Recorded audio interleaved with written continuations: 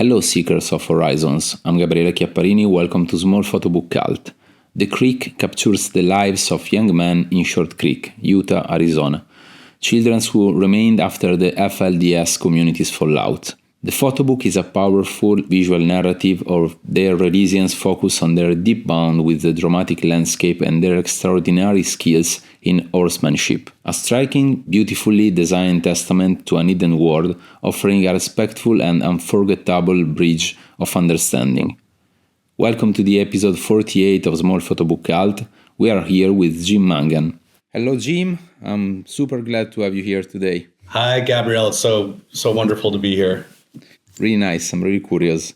So we can start going through the book, and at the same time, I'm going to ask you what brought it about, this work. Yeah, that sounds great. I lived in Utah for 13 years, and this town in particular, which is on the border of Utah, Arizona, plays a big role within the story of, I guess, what you define as, European America, as it sort of grew itself through the 19th century. And Mormonism, which is a religion that was, which is, wholly an American religion. It was founded here by Joseph Smith, and it is to this day, I believe, the fastest growing religion in the U.S. and definitely one of the fastest growing religions in the world. It plays such a prominent role in our modern day U.S. history. And so I was fascinated by this town, which is founded by the fundamentalist Latter-day Saints, which is, of course, an offshoot of the Latter-day Saints, the mainstream Mormon religion. And the reason the fundamentalist Latter-day Saints essentially was created was sort of, it was like a way for what were once mainstream Mormons to continue practicing polygamy. The federal government forced the mainstream Mormon religion to disavow polygamy around the turn of the century. If they continued to practice polygamy, the federal government was going to disband the Mormon religion altogether. So they wanted to still stay together, of course, and mostly be able to practice their religion and live mostly autonomously in Utah with some oversight, of course, from the federal government at that time.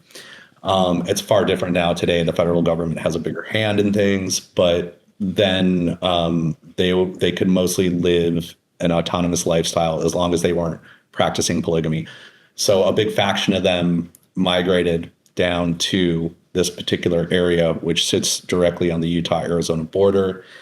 And they created this town called Short Creek. And so they were able to sort of live in this sovereign, what they felt like was a sovereign place for them. And again, they didn't have anybody to bother them besides the Paiute Indians. And that again, was a contentious situation, but also there was respect there as well. But and it's a very again nuanced, fraught, dark,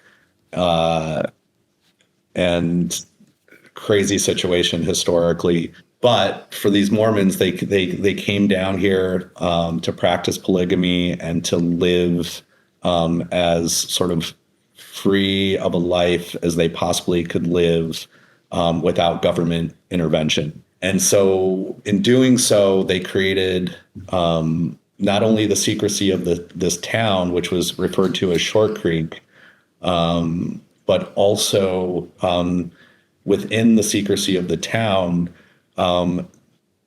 there was this idea of secrecy for each household. And so each household essentially were compounds. compounds. And those compounds, of course, were fenced off. They had either darkened windows or mirrored windows.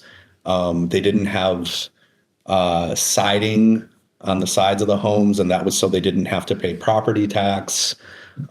There were these strange add-ons to the homes. I think, unorthodox is what I should say. It's strange as all in the eyes of the beholder. If you're there, it's not strange. But as for somebody, as an outsider, it appears strange because it's not a house that appears in mainstream society. And so you would walk up, you would look at one of these compounds, and you could see there was like a door on the side of the house, and it could be on the second floor, it could be on an elevated first floor, and there's no stairs underneath this doorway, and you could see the wood around it, the wood siding around the door of the house, the wood siding of the house surrounding the door, was kind of worn and old and dilapidated. And you're wondering, why does this door exist? And the reason for those doors was the sort of anticipation that there would be another wife and you would be creating another family.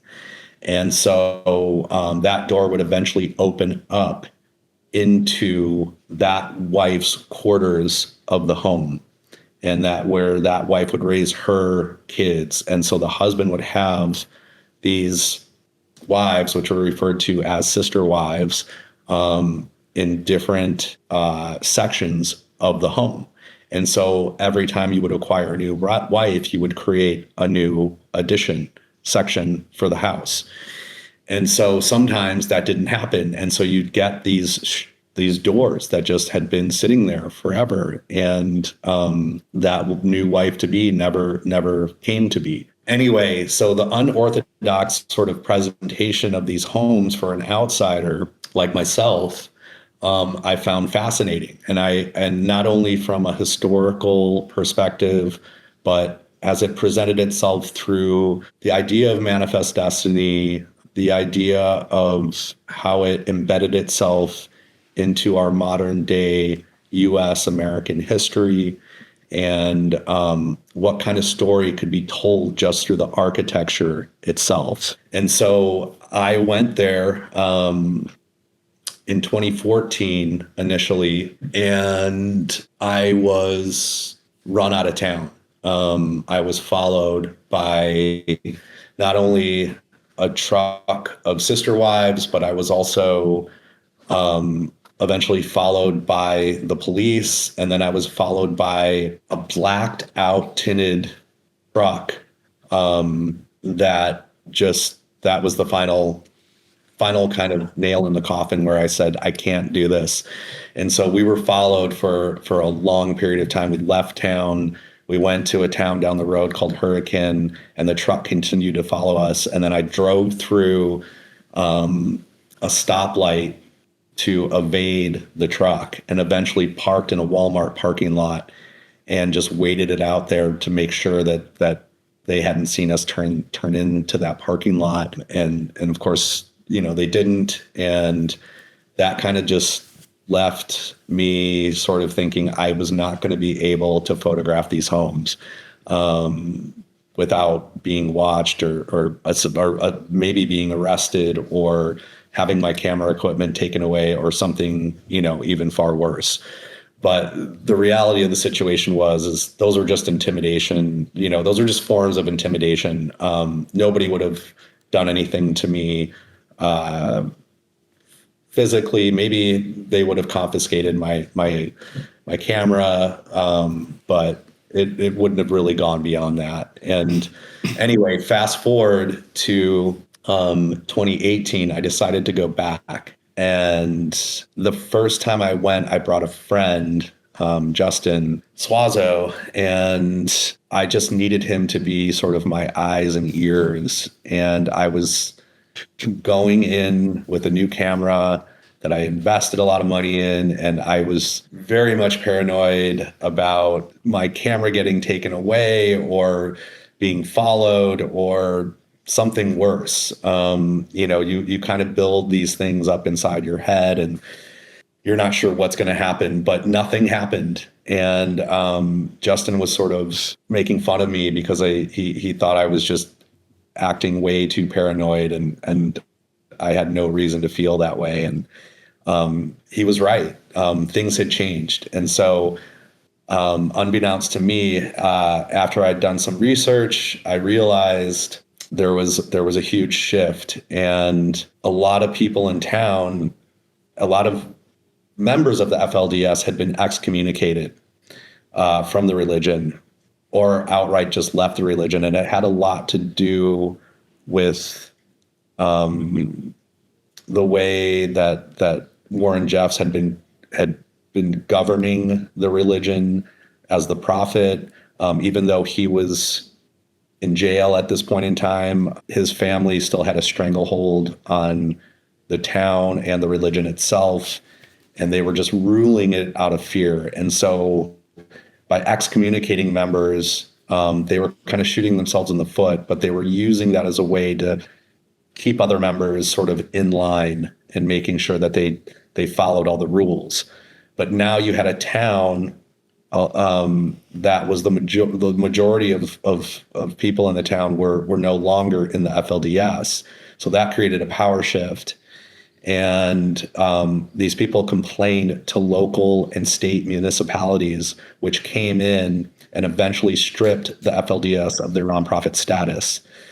And so so that just led to this, to this whole different dynamic when I showed up in 2018. And that was to say that the police department was no longer run by the FLDS. The utilities were not controlled by the FLDS. And the FLDS really didn't have the ability to keep somebody like myself out with the form of intimidation that they were using prior. And so anyway, so I began photographing these houses. And if you go back towards the beginning of the book, the compounds that exist and the fences, the long fences and the boarded up windows, like this first one here in this boarded up window, this house is not abandoned. It's not a ghost house. It's actually being lived in. And there's a family that lives there. There's a family that lives there today. And so, but again, it's got this brick fence that surrounds it, and it's sort of shrouded in secrecy. And there's a story here. There's a story within the house, and it goes back to what I was saying as far as like not paying taxes, having the you can see the worn out pieces of plywood on the side of the house that it's been like that for decades. And so there's the size of the house, and you can kind of look at the house and as you understand where this place is and what this is about, you start to realize that there's a lot of people who live within these houses, large families. And so there's something it's fascinating to me, and it's fascinating to me how it again embeds itself into our history. And so I was going back and forth from Los Angeles to Utah. I was living in Los Angeles at this time, and I'm still here. And so I was going back and forth, and I eventually, as I was photographing one of the houses, I met this boy, Joey Cook. He was 18 years old at the time. And if you kind of fast forward from this house, if you flip through a few pages, we get to keep going. It's right here. That's Joby. If you rewind these next two pages right here, this color image portrait of is Joby. And I met him as I was photographing one of the houses. And instead of approaching me with suspicion, which is what I encountered in the past, it was with curiosity. And that was something that was, felt profound. It felt, right in that moment, I could feel that shift. And he just was curious about my camera and where I was from. And I was curious about him.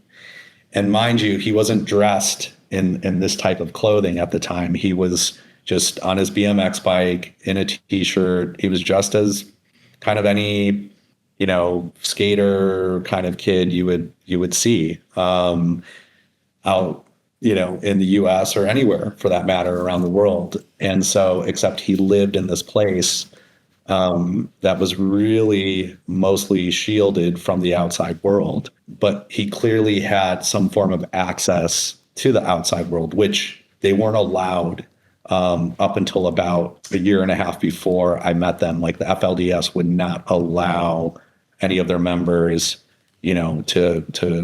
to have social media or to have a phone for that matter, or to listen to modern day music or watch television. And I'm not to say that these boys didn't have some form of access to that during that time, but those are the rules of the FLDS. And so we started to engage, and he allowed me to take his photo. And when I was taking his photo, I was just asking him basic questions. And then I asked him, I just said, hey, what do you and your friends do here for fun, as I'm, pulling the trigger on the camera. And so he said, well, we like to dress up like mountain men, and we act it out in the woods, and we make all our own clothing for it out of buckskins. And we bring our horses and our knives and our guns and our dogs. And I'm sitting there kind of with my jaw dropped, like, this sounds incredible. And so he can see that I'm fascinated by what he's telling me. And mind you, when he says they dress up like mountain men, the irony in that is that these are the most real mountain men that I've ever met. And so as he talks about this form of sort of role playing, I realize, this is like this is real life and imaginary for these boys. It's interesting because it's not just playing mountain men. These are real mountain men. And I really came to that realization as I got to know them better. And that was through the fact that they could break in, they would break their horses in from the wild. They were taught to be survivalists from a young age. They know how to live off the land. They know how to, make their own clothing, grow their own food, how to track animals. They could track a human through learning how to track animals, for that matter. And so, they're expert marksmen. They're experts with their guns, which are very much an extension of who they are. And so, there's an argument out there, of course, about gun control, gun laws, and those kinds of things. And, I get that. What I do understand now more so is that spending time with these boys and having shot a gun for the first time myself, I realized, first of all, how much this was a part of them, but also how responsible they are with those weapons. And so those tools, they're tools, weapons, however you want to view it. But they have this sort of heightened responsibility with them. And I remember when I was with them and they gave me a gun to shoot for the first time, and I pointed it, we were out in the middle of nowhere, and I pointed it a certain direction. I was told to not point it that direction and, turn it this way and shoot it this way, because there was a county road in that direction and obviously civilians in that direction. And so anyway, it was just, what I realized is they themselves as gun owners are very responsible. But of course, we have a larger problem out there. I don't want to get into it, but it just I had more empathy for that situation because of who they are, where they are, their responsibility towards it. And that's their insular view, is that is a part of who they are. That's a part of their culture. It's something that I think, again, as we become more polarized in America, we have to understand both sides to kind of see that and understand that. And that's me also being in a situation where, making this work, you develop this empathy, you develop this understanding of people who are different than you and see the world differently than you. And so you have to kind of, there's this crazy, I don't know, duality, or this crazy sort of, these contradicting feelings, those kinds of things. But ultimately, when you experience this, the world becomes more nuanced. Anyway, if I go back to where I have this conversation with Joby, he offers to show me how him and his friends role play, and he said to meet him at Maxwell Park in 2 hours. And so my friend at this time, different Justin Guthrie, and I go there 2 hours later to meet him and his friends. And if you rewind to the very beginning of the book, the end page, we meet on the edge of this forest, which sits at this park. And it's this one. And so we are just outside of this forest that leads right into the mountains, that leads into the Canaan Mountains. We're sitting there and we're waiting for these boys to show up, and they all just show up on their horses, and they're dressed like frontiersmen of the past. And again, all the clothing that they make to dress up like these pioneers of old, these American frontiersmen, are handmade, all by them. And there they are. It's almost like we're going back in time, and these trees are like this portal into this different world. And mind you, as we enter these trees and we go in, and the boys begin to role play, and Justin and I are standing there. Justin, who his father who passed away recently, was Scottish American, and his mother is Native American. And so primarily Navajo. And so Justin, again, he's this person who sees the world in this very nuanced way. And he has seen and felt the world through two lenses. And he's been interpreted as both white and Native American. And so he has this really interesting worldview. And we're standing there and we're watching this unfold with these boys role playing. And if you go back to earlier in the day, that morning we were driving down Highway 15 and we looked over. We're in St. George, and yeah, you can kind of fast forward here through the book just to see the role playing, where right there, like, yeah, this section, if you go back right here, and then the next couple pages, this is all part of this kind of the role playing that the boys act out in the woods, and they're in the back are the Canaan Mountains, and Zion is just beyond that, Zion National Park. But anyway, mind you, as I'm standing there with Justin, we were sitting there and he looks at me. Well, before he says this, I have to tell you about this. So a couple hours earlier, we're in St. George, and which is about 45 minutes from the Crick. This town, the nickname is the Crick, which the original town's name, as I said, is Short Creek. And then it became Hilldale and also Colorado City. Hilldale being on the Utah side, Colorado City being on the Arizona side. But as we go 2 hours a couple hours earlier, before we met the boys, before we made it up to the Crick that day, I was on I-15 driving through St. George, both Justin and I look over, and it looks like the Mormon temple in St. George is on fire. and it's the first fully completed Mormon temple in the world. And so it's essentially the oldest, and it's engulfed in smoke. And so I exit the highway as soon as I can, and I start heading over towards the temple.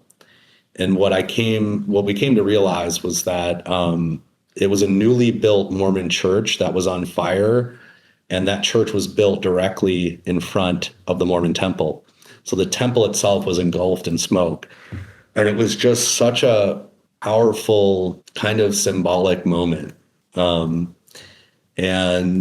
it really, I think, kind of set the tone for the day. And so as we were standing there in the middle of the woods with these boys, as it began to role play, Justin looked at me and he just said, "This is the craziest day of my life." He's like, "Did we take acid?" He's like, "This is like,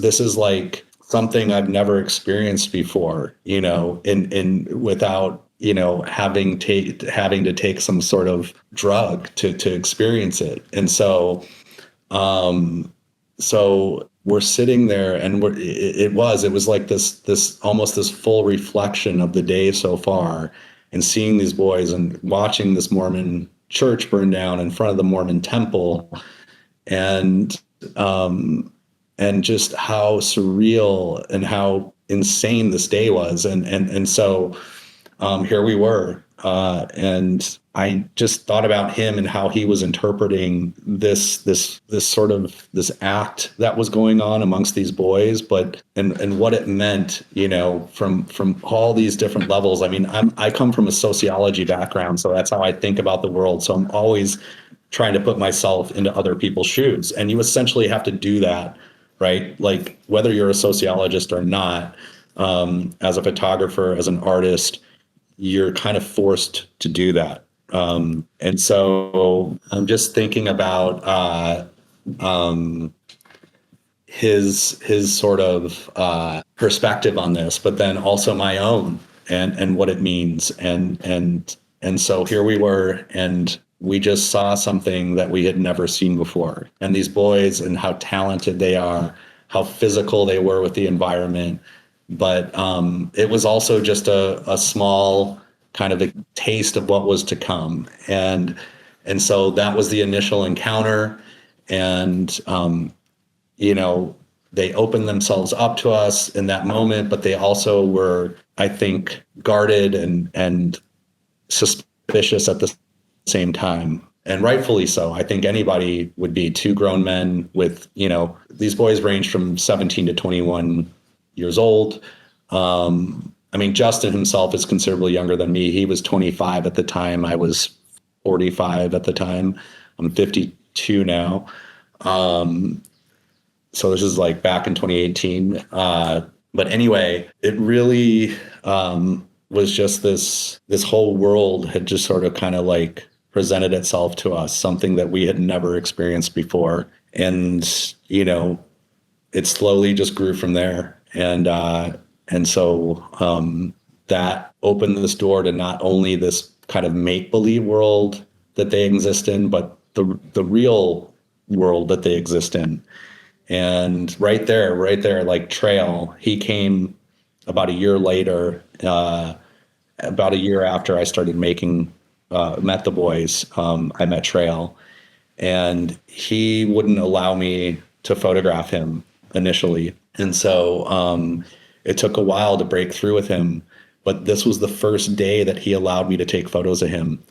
And it just turned out to be, again, one of those magical moments in time. And this guy here, I mean, he is like the horse whisperer. And he's sort of I would consider one of the alpha males of the group. Him along with Ephraim.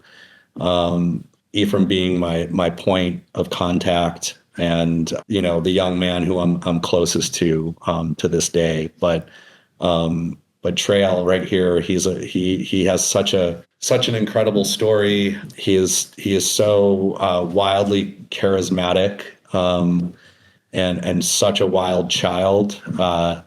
And just when it comes to horses, he's what he does with horses is truly magical.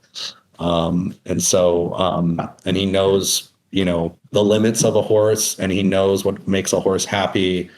And he understands so much about it. You can see in this, like, this might seem to some folks that this is maybe a form of, an abuse towards a horse, but these horses are so happy. And they're so essentially free with these boys, and the way that they're able to utilize them and give them a life that allows them to roam these open lands and test themselves physically and mentally. It's a beautiful thing to watch. Do you have any other questions? Sorry, I just went off. Jim, I like the fact that you are explaining the book in a kind of chronological way, picture by picture. If you want to keep doing that, as you like, or I can start with some questions as you prefer. Rewind for a second. Go back. Around where? Keep going back. So if you go right here, right, like fast forward. Sorry. Right there, that photo. That's Trail, and that's his brother-in-law, Mark Roundy. Trail Jessup and Mark Roundy. And this photo, it just, I'm capturing them in the moment of them breaking a wild horse. They're breaking a wild horse and it's during the night, and there's an artificial light on them. I didn't set this light up. This is just a light that's shining on them, which is also shining on the corral that the horse is in, which they're trying to tame. And so this is a wild Mustang that they're trying to tame, and they're so engrossed in it, and they're so not aware of me taking their photo. And this photo, it represents so much, but again, so much of what I've photographed, it's about being present, right? And it's about doing something both mentally and physically that's challenging and ultimately makes us happy as human beings. When things are difficult, when things are challenging, and when we get to use ourselves both mentally and physically, there is nothing better than that. The moment itself might not feel the most, it might not be the funnest moment or the happiest moment, but the result of that makes you happy, if that makes sense. And so going back to just all these things that these boys do, it's about being present again. And it's about, they're not, the boys themselves, they're not necessarily formally educated, but they're educated in a different way. And I would argue that the unorthodox, informal education that they've received makes them much more well equipped to survive in the modern day, right, than most people. And so it's just it's every time I was with them, I learned so much. I learned so much from them. And I don't know if I could say I ever taught them anything. I might have, I don't know, but I can only say that they really taught me so much about the world, and they really gave me a nuanced view of the world itself after having spent so much time with them. Whereas I used to see it much more black and white. Now it's much more nuanced. Anyway, if you fast forward maybe a little bit through the book, you get these like right here, there, if you rewind there for a second, like So this is Ephraim, and he's definitely, I would say, the de facto leader of the group. And, these group of boys, I mean, amongst his, he has a number of, he comes from a polygamous family initially. His father passed some years back. His mother, who I'm friends with, and I've, she's had me over for dinner, and just a lovely, lovely woman who's raised these boys. Ephraim is her oldest son.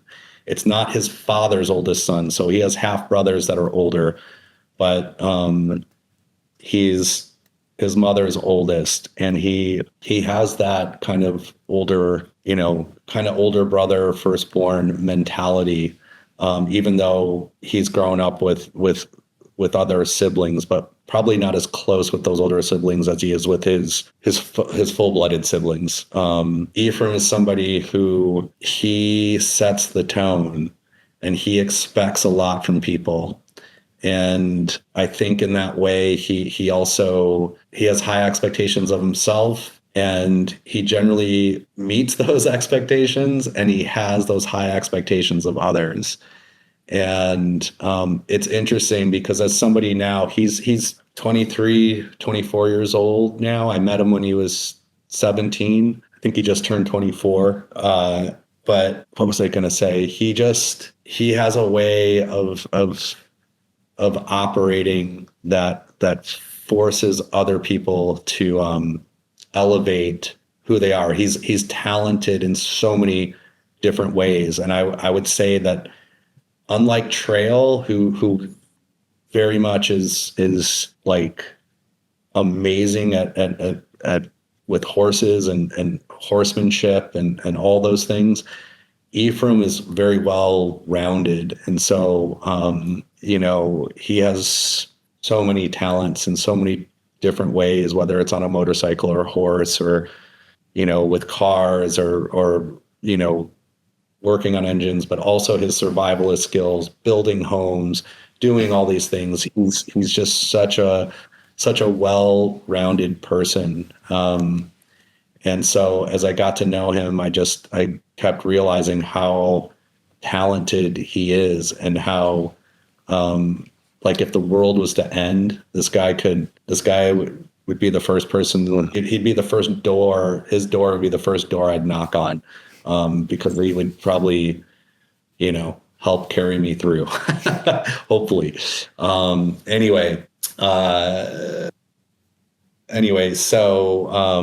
he's just a really special person who I've really been able to bond with the most throughout this entire project, and we still stay in touch. And I in fact hired him to work on a commercial project I was hired to do a few months back. Him and his brother Tristan. Tristan's on the cover of the book, which is also a photo that's in the book. Tristan's in the project in a number of ways. I don't know the cover. If you go back, go right there. That's so there's like an embossed. They turned Twin Palms turned that into a vector and then created that embossed image that's on the cover using this photograph. But that's Tristan. And this was the first time. This was the first trip I met Tristan. We went on to this horse. We went on a horseback trip into the Canaan Mountains, and this is the first trip that I actually rode a horse. They taught me how to ride a horse, and they put me on a not fully broken horse.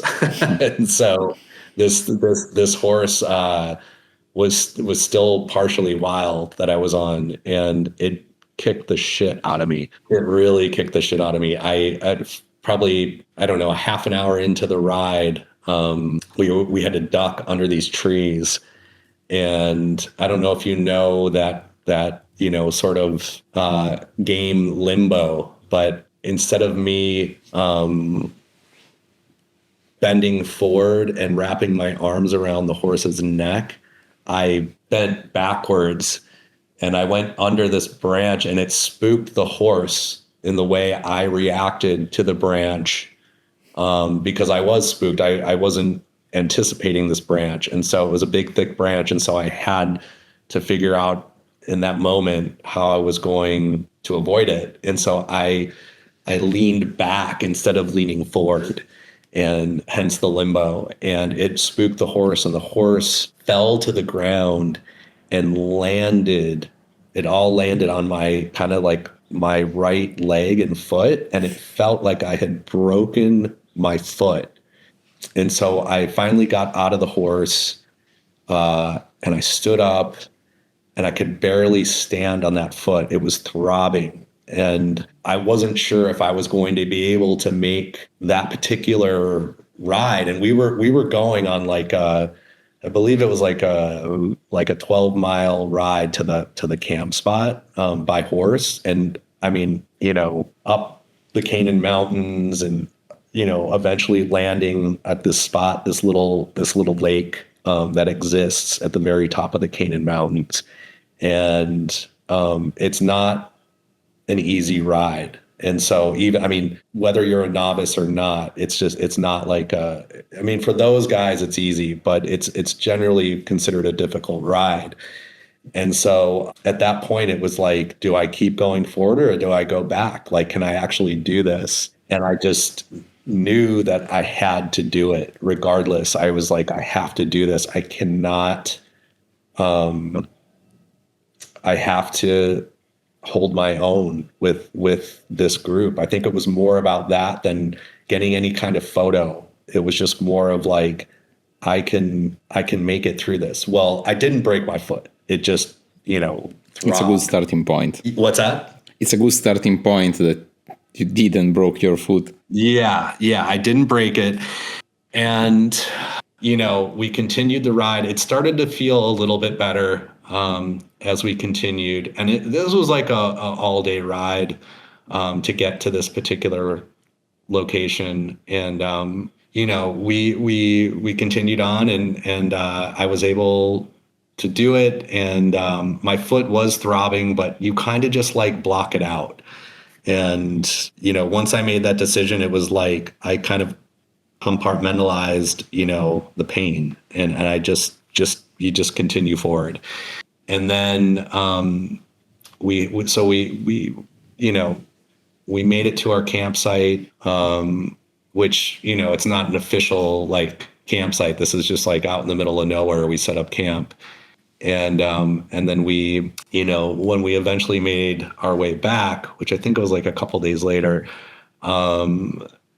we, on the way down, so there was a couple things. I remember Chevron, one of the boys, whose brothers of Ephraim and Tristan. If you flip through, there's a whole story with him and his brother Maverick. But if you keep going, through the book, and go back.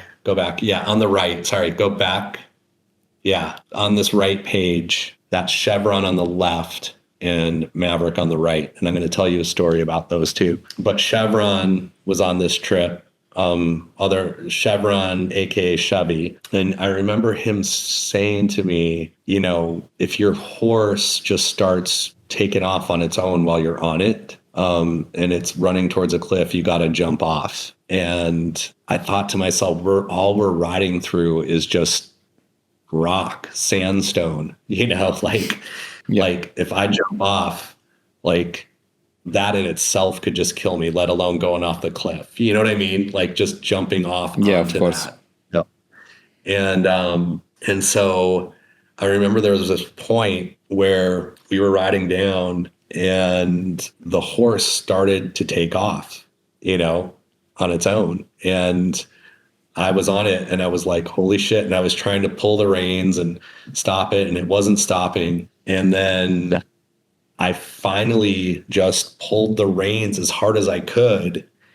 And the horse, like, it kind of reared in the air, and it just came, which means its hind legs were, not its hind legs, its front legs were up. in the air, and then it just came crashing down. And I had no intention of doing that. I don't know how to make a horse rear. It just was a moment where I think in my mind, like, again, your survival mode just kicks in, and I just pulled as hard as I could. And then the horse just stopped, sat there. And then I was able to get it back, into the lineup. And it scared the living hell out of me. And again, you just kind of have to like compartmentalize that and keep going. And then basically the final negative encounter I had with the horse was towards the last stretch of the ride, and we had just gotten down this very steep descent where nobody could ride their horse down it. It's called Squirrel Canyon, and it's a lot of loose rock and kind of dirt, and you have to lead the horse down it, and you have to walk in front of it, but you have to always keep your eye on the horse so it doesn't slide into you, because if it slides into you, it'll essentially kill you, because of the weight of the horse. And so I'm like, I'm going to lead this horse down this thing. I don't know, I like don't know what the hell I'm doing. So we do it, and it wasn't that bad, but I could see that like if the horse did slide into you, it could have that effect. But I get down to the bottom, and I think we're through the worst of everything at this point. And as I'm walking the horse, right before I'm getting ready to get back on it, the horse drives its hoof back into my foot, the foot that it landed on. And I just scream. I mean, I scream like I shriek. And it was just like, I've never made that sound in my life. And all the boys just start laughing at me. And it was just this moment of like, I don't know, I felt like it was just like an initiation or something like that. And and I'm screaming, but I get back on the horse, we get back. And again, my foot isn't broken, but it's throbbing like hell again. And I'm still through this whole time unsure if my foot is broken or not, but I came to the realization after a few days of icing, and I hadn't gone to the doctor. I stayed in the Crick. I realized I was like, oh, I can walk on this. I'm fine. I've broken my feet in the past through other things that I've done. And so I knew it wasn't broken. But anyway, it was just a really unbelievable kind of experience. And I remember thinking when I got to the end of that, I was like, I'm never going to do that again. And within the 3 days, I was like, when are we going to do that again? Because it goes back to that idea of like that type of misery that I experienced within that incredible ride. There was so much to be like appreciate in that ride. Not only, the beautiful moments, but the sort of miserable moments that I experienced. And as 3 days went by, I remember thinking, I want to do that again. Like I want to do that again. Maybe not, have the horse stomp on me, fall on me, almost run me off a cliff, but I wanted to experience that again, and the sort of the mental and physical toll that it kind of takes on you. Because again, that brings you a level of happiness that you can't experience any other way. I just can't. I don't know. It's so beautiful. You have been forced, let's say, to ride a horse in a quite difficult situation, and in this kind of situation, as a photographer, you were not able to take some pictures without riding a horse. Did you feel some pressure doing that, also to try to create this kind of bond with these guys, or was easy for you? Yeah, I mean, look, there's so much physicality that took place in this work, in making, like, in this journey, with these boys. I shouldn't say work, but like in I guess, yeah, taking photos with them, there's so much physicality. And so I embrace that. I mean, that's something that's been a part of my life, for as long as I can remember. But, so I guess in the essence of, like, when it came to, like, running around or having to kind of keep up with them without a horse, I could do that for the most part, especially as an old guy.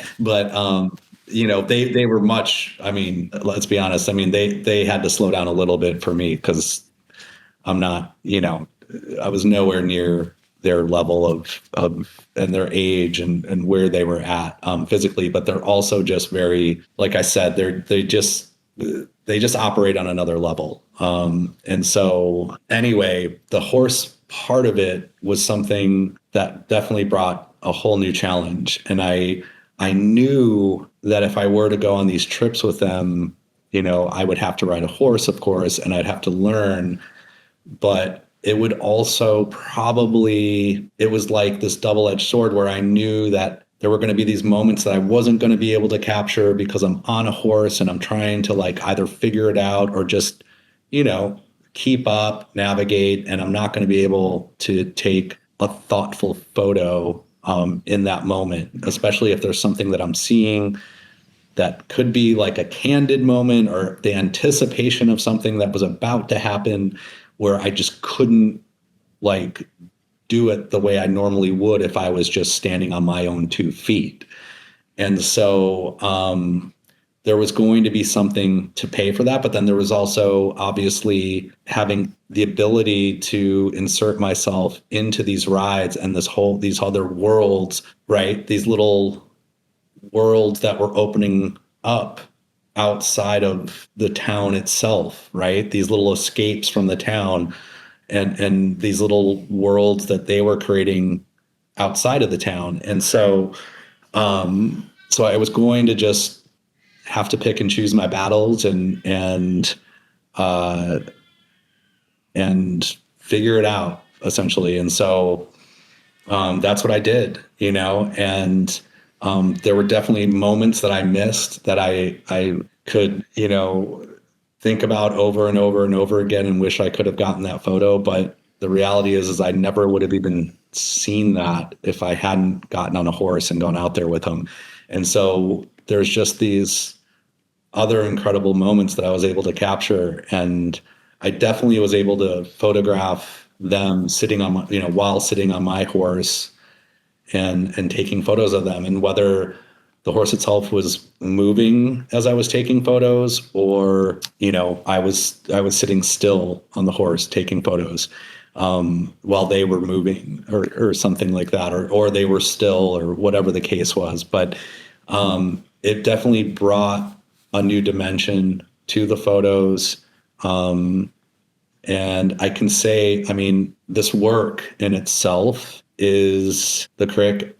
Yes, there's these quiet moments. There's landscapes, or there's these there's portraits and things of that nature. But there's a lot of movement, and I really pride myself in that. And I love movement. I love anticipating something that's about to happen, seeing it before it actually happens. That's something that Henry Cartier-Bresson, always said was, the ability to see it before it happens.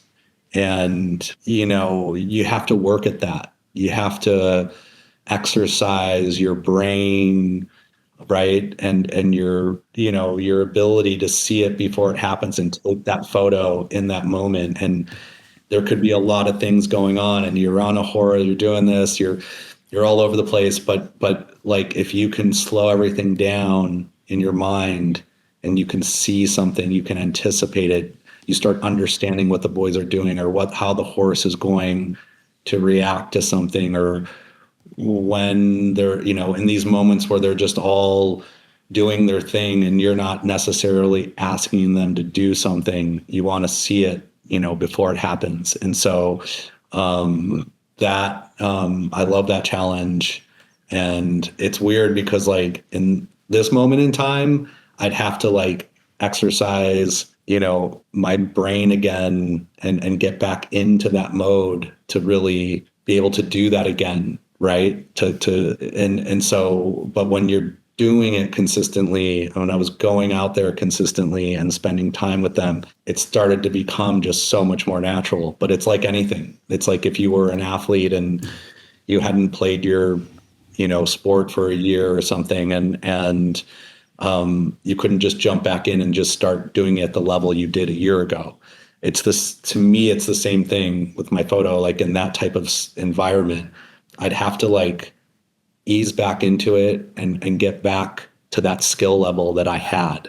Like, does that make sense? Yeah, sure. And it's not to say that I couldn't go into a situation right now having all the years of experience doing that and other things that I've done in the past that I wouldn't bring some, level of expertise, of course, but there's that thing where a lot of these are like that one moment, you shoot it. It's not, I'm not blasting frames here. The motor drive's not on. So these are individual moments that you want to capture. And so but it's also something that took time, right, to cultivate and learn how to do. It didn't just instantly happen. So, maybe for some people that's just a talent that they have and that happens right away. But I had to work at it.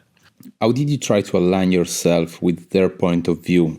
And how did you then translate this into images? I think there's a number of things. I think it was just more, maybe not aligning our point of views, but understanding who they are, how they've been taught to see the world, how they see the world, and understanding that, right? And so, and then within that, like we discussed, you develop, this empathy and this understanding. And so it was my job, because there's been so many exploitative pieces done, right, on the fundamentalist Latter-day Saints, on this town, whether it's books or documentaries or things of that nature.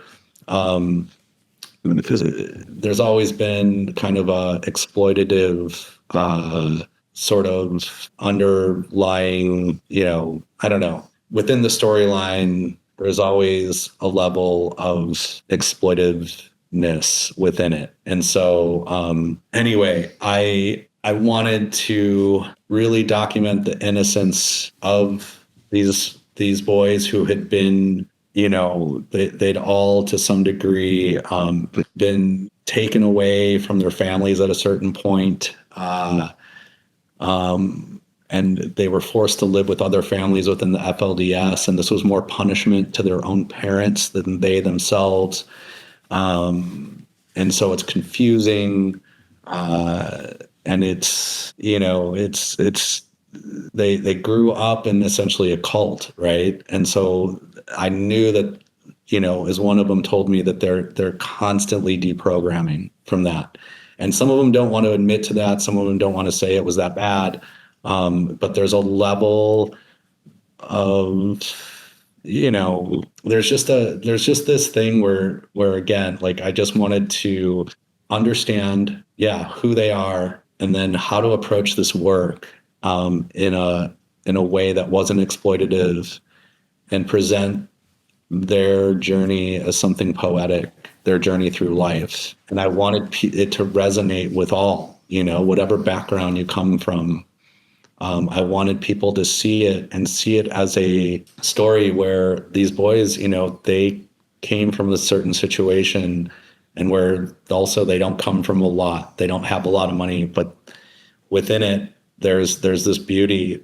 There's this sense of community. There's a sense of overcoming something. And there's a sense of hope. And I hope that gives us a sense of, all of us a sense of hope. And whether that's, politically, philosophically, just, from our own happiness, our own lifestyles, all these things, how we approach the world and really what is important, what is important, what truly makes us happy, what truly doesn't. Evaluate that. I don't know. But anyway, I'm going off on a tangent, but this is just something where I just wanted to present them in a way that I felt that how I was interpreting it. This is my interpretation, of course, and I didn't want to approach it in any other way. I felt so inspired by them that I wanted others to feel inspired by them. How did you handle the interacting with them, for example, for the portraits? And how was strange for this guy to have you around with the camera? Yeah, I mean, I think it took a while for me took a couple of years to actually get the boys to really settle down and allow me to take their portrait. Even though we had developed a bond, there's this, I think, amongst each other, there's this sort of showmanship, and I think there's this hypermasculinity amongst them, and kind of this self-consciousness that the self-awareness, or this kind of idea that if I listen to Jim, if I do what Jim says for this portrait, if I do exactly what he says, that feels emasculating in front of the other boys. Like, that's what I felt like they were thinking, that for them to give me full control of a portrait was emasculating, right? But once one of them allowed me to do that, which was Ephraim, it really set the stage for everything else. That's where the boys let down their guard, and they could allow me to shoot them in sort of an uninhibited kind of way, or I guess in a way that just allowed me in, and allowed me in certain situations to, take the kind of portrait that I wanted to take. And so, yeah, without them having to like make a face at the camera or do something that sort of, I think maybe gave them a sense of control. Like they allowed me to gain that control, and they knew it was for the better good of the project. They knew it was for the better good of how they were going to be perceived. And the thing is those moments existed, right, with them doing that. But it took a while for them to kind of allow me to recreate that, essentially, so I could get them to be like that when I was putting the camera on them.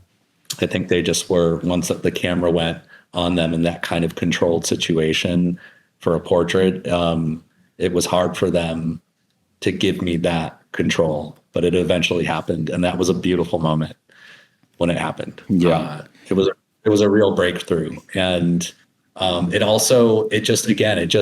just said like so much about the relationship and the bond and kind of the connection that we had created, together. Yeah. Jim, what was the most significant challenges on building this kind of trust? I think they're, rightfully so. I think, specifically with like one of the parents, they had been so, felt so exploited by the outside world, and then also within the FLDS itself, that there was just no sense of trust there for someone like me to come in and make something like this, make this work. And I think part of that was, the idea of that I would show these boys in a negative light, but also that I would capitalize on it monetarily in a major way. And, the reality is, when you, I mean, those things, and, look, and that stuff gets passed on to the boys, and there's things that can create distrust and those kinds of things. And so you have to work through that. Part of the reality of this is, making this work. It wasn't about anything monetary. I mean, if I go back to all my other bodies of work, it really comes down that you have to make a living but I squeak by making a living doing this stuff. And so, was I going to make millions of dollars off of this? No. And I had to kind of I had to like make them realize that, and I think they did. And I think they do. And I've had some success with this work. But again, it doesn't amount to living a lavish lifestyle by any means. And so anyway, but I think that was a big challenge, just to create something, knowing that that I wanted to do this as much as possible. I mean, look, capitalism affects us no matter who we are. It does, it affects these boys. They understand that. They know that I had to if I was to put this out in the world, that I was going to have to receive something back monetarily.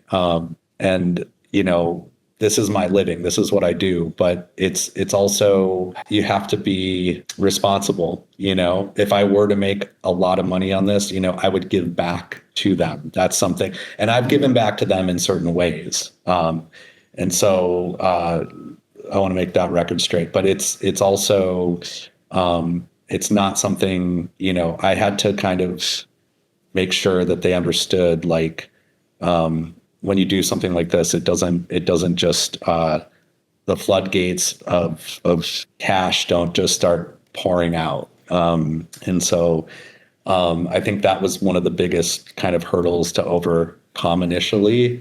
But I think they ultimately knew, this project and what this was about, and this journey, us together, it just was special. We just created something special, and and that was it. So I think that was probably the biggest hurdle as far as that goes. But and that was just felt like a smaller moment in time, but that was a big hurdle. And how they react to the book? Positively. I mean, I think they've really embraced the book. They're proud of it. They've, a number of the boys have come to the shows or the talks. I've had them there. And so it says a lot. It says a lot about how they feel about the work, that they're proud of it. And it's this acknowledgement of the outside world. It's a recognition of who they are, of what they do, of how special they are. And sort of how their story has inspired people. It's really, they're very proud. It seems like, of this work. I can't speak for everyone, but I haven't heard anything negative, but I've only heard the positive. So, and I know, I've had a number of their parents tell me how proud they are and how much they love the work. And that's a wonderful thing to hear. So, I wasn't trying to just necessarily glorify who they are. I was just trying to present something that was poetic, and we need that. And these boys, what they do is poetic on so many levels. And it's so incredible to see them interact with one another and how they uplift one another. It's really, really incredible. But I think they're very, very proud of the work. And like I said, I get to see them periodically. Not all of them, of course. I'm closer with some than others. But it's really just been, I think, special all around for all of us. So, that's kind of where I kind of see it. That's, the relationship they have with the work. I feel very proud of that. And Jim, how did you decide between black and white and colors? You decided to use both in the work. I could try to give you I could try to intellectualize that in some crazy way, but the reality of that situation is that I've done that in a number of my projects where I've mixed and dating back, nearly 15 years. So it's something that I've consistently done. And I think it just really comes down to what particular photo justifies color or black and white. I shot the entire project in color, and I knew I was going to present the majority of it in black and white, but I knew there were going to be moments in color that made sense. And, that can just have to do with the lighting or that time of day, something that helps. I think when I know that the color is going to elevate the particular photo, then it's going to be color. If it's black, if it's elevated in black and white, then it's going to be black and white. And then you have to understand whether or not is there enough color, right, to insert to have it make sense, because you don't want to do 1, 2, or 3 photos color in a whole black and white project, because then it almost becomes the project becomes like the focal point are those photos, right? Those few photos that you made color, or it doesn't make sense, and so or vice versa. But so you wanna make sure that it somehow meshes together well in that way, and it did, and so that's it.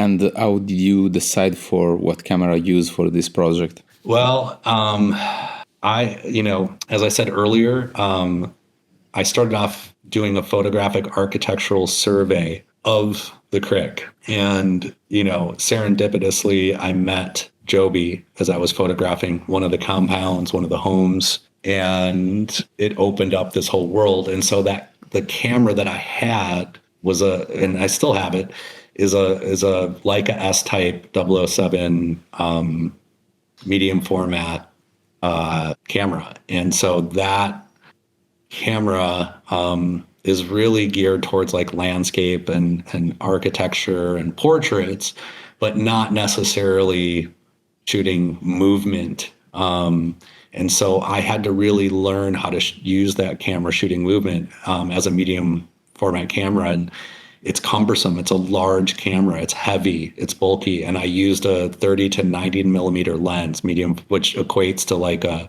24 to 70 on 35. But I used that zoom lens, which is just a heavy, big lens. And I just ended up using that camera for the entire project, and pretty much that lens the entire time. There's a few photos where I used a telephoto prime lens. But yeah, that's it. That was what I used to make this work. And it really took some time to kind of figure out how I was going to shoot. I had to also, I had to push the shutter, quicker than I would on a 35 millimeter camera, because in anticipation. So you had to make that adjustment. And I just went with it. It was the camera that I had. I own, I had some film cameras and things of that nature, but I just decided to go with this camera and focus on this camera for the stills. And I really couldn't at that point afford another camera. I put so much into this. So I was just in. So it wasn't necessarily the best camera maybe to use, but I figured it out. And I think that's what a lot of photographers might, I don't know if I feel like, people get caught up in their equipment or what they have and what they don't have. And, I can't do this because I don't have this. Like, if you just commit, most likely you'll adjust and you'll figure it out and you can make it happen. And there'll be something beautiful that comes of it because of that commitment to something, especially if you don't have the ability to have other equipment that you might see as necessary to the process. Sometimes not having that equipment, it just forces you to see everything in a different way. And then there's this beauty that comes out of it. Yeah. And so, that camera is an expensive camera. I bought it. I got a great deal on it. I partially had taken a loan at the time. So I just did it. I had the camera and in fact, I just had that camera serviced, major service done on it for the first time. And it feels like it's new again, but but I've used that camera extensively and it's been good to me. So, but I also shot a short film, which I brought a couple friends in who helped film. I haven't released the short film yet. And then I shot some of that as well. I shot both Super 8 and video for it. And then one of my friends shot 16 millimeter and video. And then another friend shot video. So yeah, my friend Tucker Phillips shot 16 and video. And then my friend Erin Patrick, she shot video, and then I shot video and film. So it's a mix of different mediums within film and video. What do you hope a viewer takes away from this work? There's so many things that I want the viewers to take away from this work. If you can choose one. Yeah, but I think the biggest thing, and I can't remember if we addressed this directly already, but the biggest thing is just stop and, listen and meet someone who's different than you. Be open to somebody who doesn't think like you or doesn't have the same, political affiliations or hasn't been socialized the same way as you, and do so without judgment.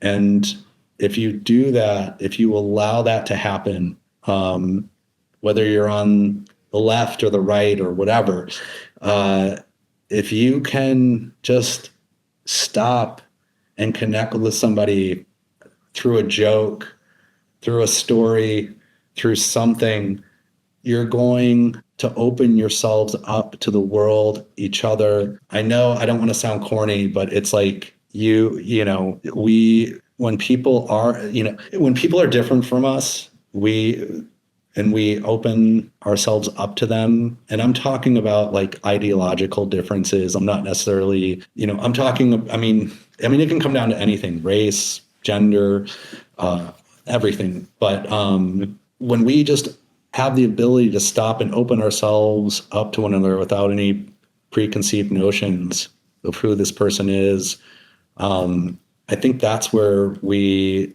can connect, and that's where we can change the world. We're never going to think alike. We're never going to all think alike. We're never all going to be on the same page.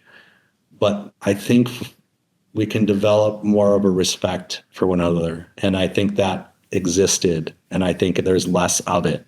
And so that's what I hope people take away from this is just, understand that sort of myself and these boys come from two different worlds of thinking, and that we were able to connect and bond and learn about each other and love each other, to a certain extent. And so I think we can do that on a larger scale in the world. So I hope this is just kind of speaks metaphorically to that. Do you have a specific music that you suggest to listen while watching this book?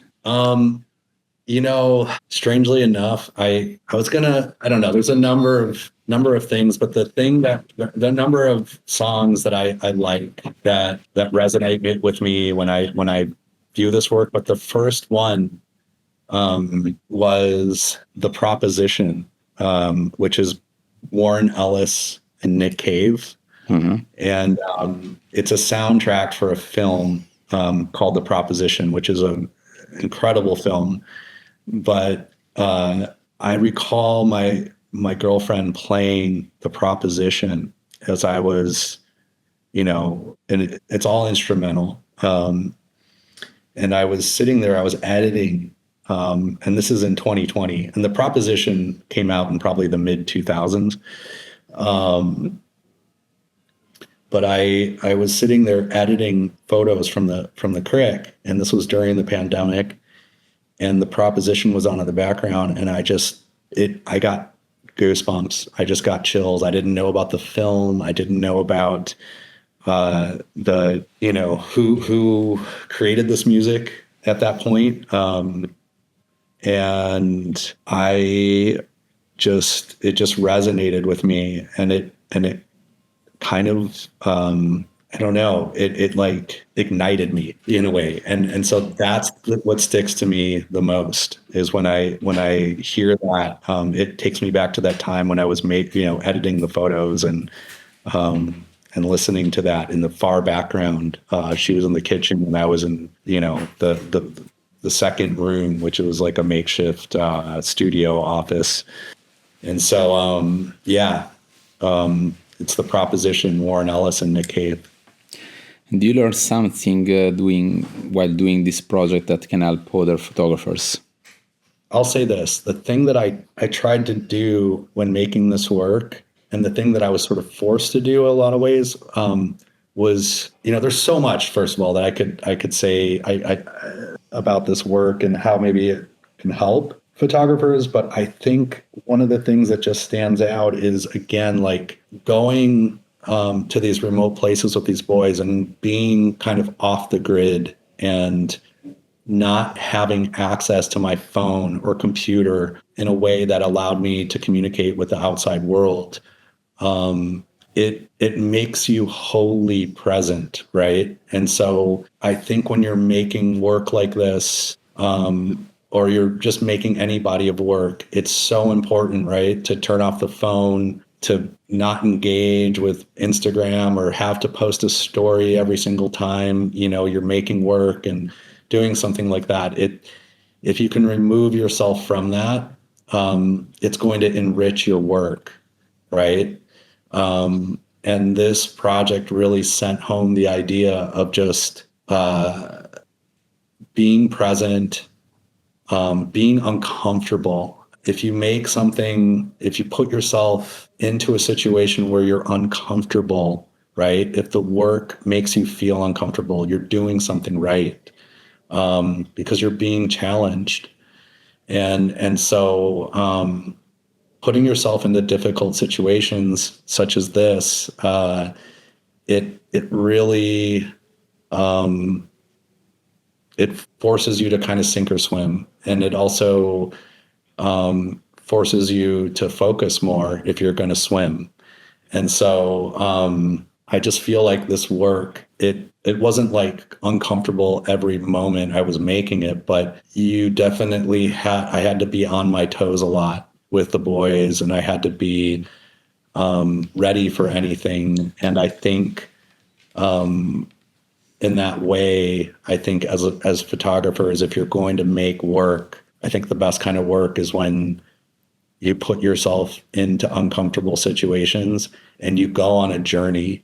And the thing about this too is that when you do something like this, right, the photography allows you to become to sort of evolve your views as a human, right? How are you seeing and interpreting the world? And you're forced to think about that through the lens. And so that is so important. And not to say that everybody who takes a photo has to think about photography in that way, but I just think when you go on this kind of journey, it becomes more about, it's not just about taking, a good photo. It's about learning so much more about who you are and who your subjects are and what that all means.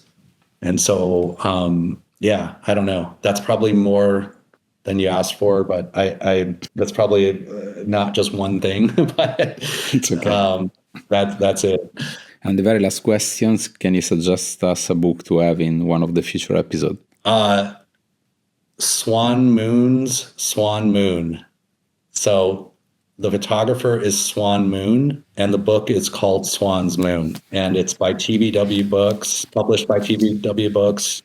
and it's just it's Swan's this photographic project. She's Korean American, and it's this kind of Korean. She's searching for identity in America in the 90s. These are all photos that are taken in the 90s. And I think all 90s, maybe a little bit of early 2000s, I'm not sure, but I think it's all 90s. I'm pretty sure it's all 90s.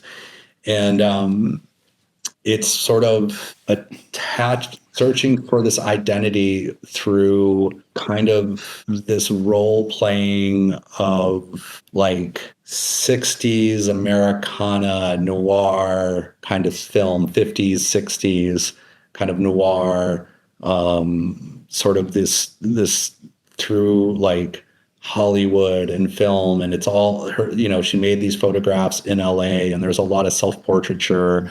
But then there's also this sort of, role playing with her friends, and this documentation of something that was sort of this presentation that was antithetical to what was happening in the 90s, and to the fashion trends, to the ideological trends, and it was sort of like searching for something by going back in time through not only I think her Korean upbringing, but also through this American lens. And it's just profound work. It's really, really, really interesting. It's beautiful. It's also like kind of, I don't know, self-deprecating. There's a little bit of humor. It has all the ingredients, right? Like that's what makes a great body of work, is that when you have an array of emotions that flow through it. And so that's what this work has. And I think she would just be such a great person for you to have on here and interview and be a part of what you're doing with Small Photo Book Cult. Great. Thank you so much, Jim. It was 2 beautiful hours. Thank you. Thank you so much, Gabrielle. I appreciate you having me on here. And I'm grateful for it. And I look forward to listening to more of the talks and podcasts to come. So thank you for what you're doing. Appreciate it. Thanks. I'm looking forward to do another episode with you with the next book. Oh, I look forward to it. I got something cooking, so we'll see. Let's wait. It's okay. Yeah, but that's some time to come. So, well, good to meet you, and thank you for being so thoughtful. Thanks to you, Jim, and thank you everybody to listen, for spending your time for listening this episode and the others. And see you soon. Ciao, Jim. Thank you, everybody. Thank you, Gabrielle. Bye. Ciao.